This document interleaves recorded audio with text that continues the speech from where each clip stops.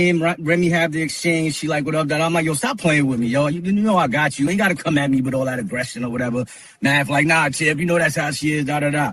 I go to my whip, get the jacket, bring it to her. She try it on. She like, yeah, this is fire or whatever. Math like, yo, Chimp, give us a minute, right? So I'm like, all right, cool. So my whip is like, like I could go sit in my whip and still see what's going on. So it was a lot of too much closeness going on. Yeah.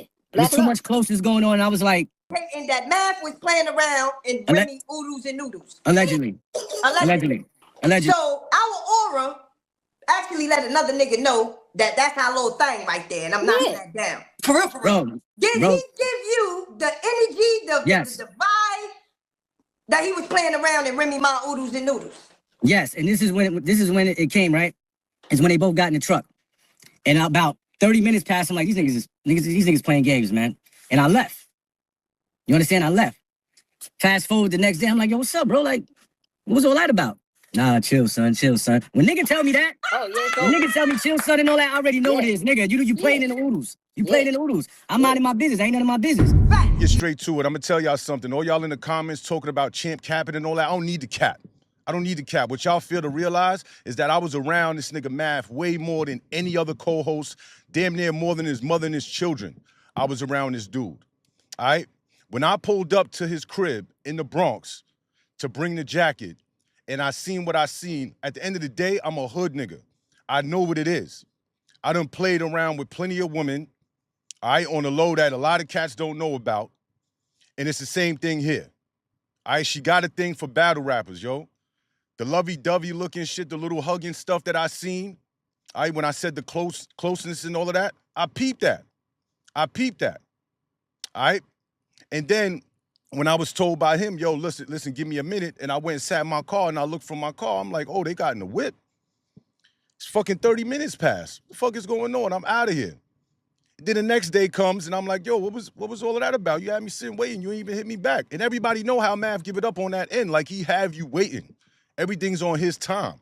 He was like that with guests, with us as co-hosts, business meetings, and all of that. That's a fact. I don't need to cap about nothing. So when I seen him the next day and I said, yo, what was all of that about?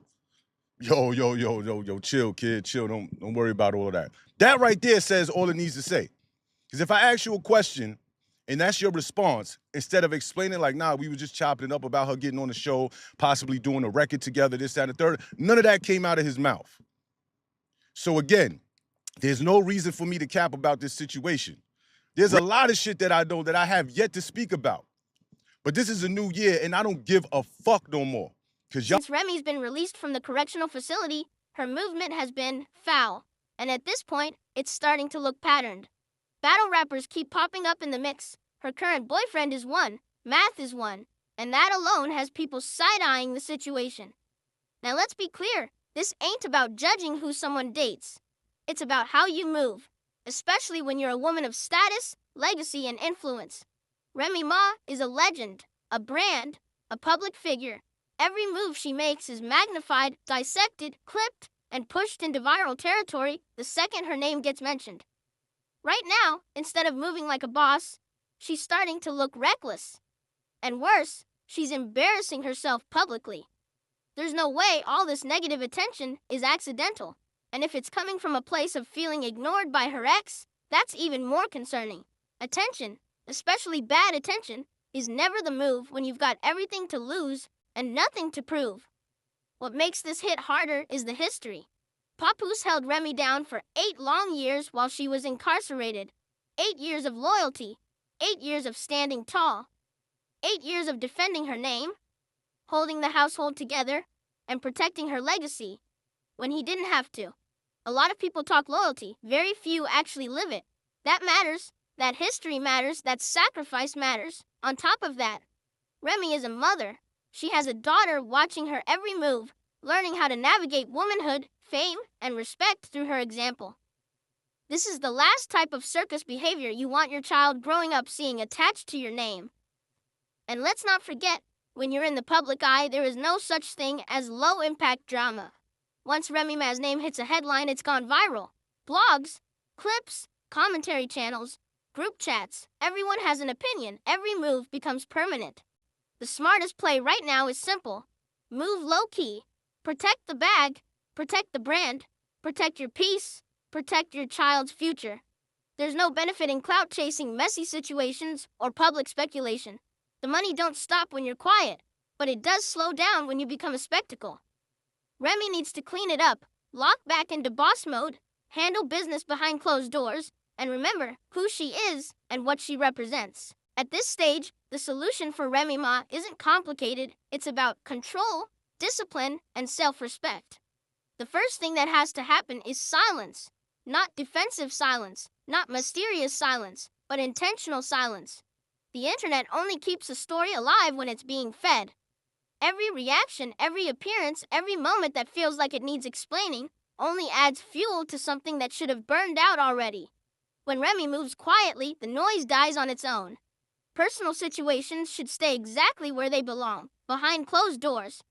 Emotional decisions made in public almost always turn into public regret. Not everything needs to be addressed, clarified, or responded to. Some things lose their power the moment you stop entertaining them. There also has to be an honest respect for the past. Whether feelings changed or not, the reality is Papoose stood tall during the hardest chapter of her life. Holding someone down during incarceration isn't light work. It's sacrifice, loyalty, and commitment. The mature move isn't to rewrite that history or provoke attention around it. It's to acknowledge it quietly and move forward with dignity. You don't disrespect chapters that helped protect your legacy. Most importantly, Remy has to lead as a mother first. There's a daughter watching everything, learning how a woman carries herself, how she handles pressure, and how she responds when the world is watching. That alone should be enough to slow everything down and refocus priorities. The image you put into the world today becomes the example your child carries tomorrow. The narrative also needs to shift back to what actually matters. Music, business, money, ownership, longevity. Remy Ma is at her best when she's getting bags, popping out polished, and reminding people why her name carries weight. Success drowns out noise better than arguments ever could. And finally, understanding the internet is key. The internet doesn't protect legacies. It doesn't protect emotions. It doesn't protect women. It amplifies mistakes and monetizes chaos. That's why discipline has to outweigh desire, and long-term vision has to matter more than short-term attention. Remy doesn't need validation. She doesn't need reaction. She doesn't need to be seen. She needs control. Control over her image, control over access, control over emotion, control over how her story continues. Because legends don't chase attention, they move with purpose. And all that circus energy, leave that for the clowns.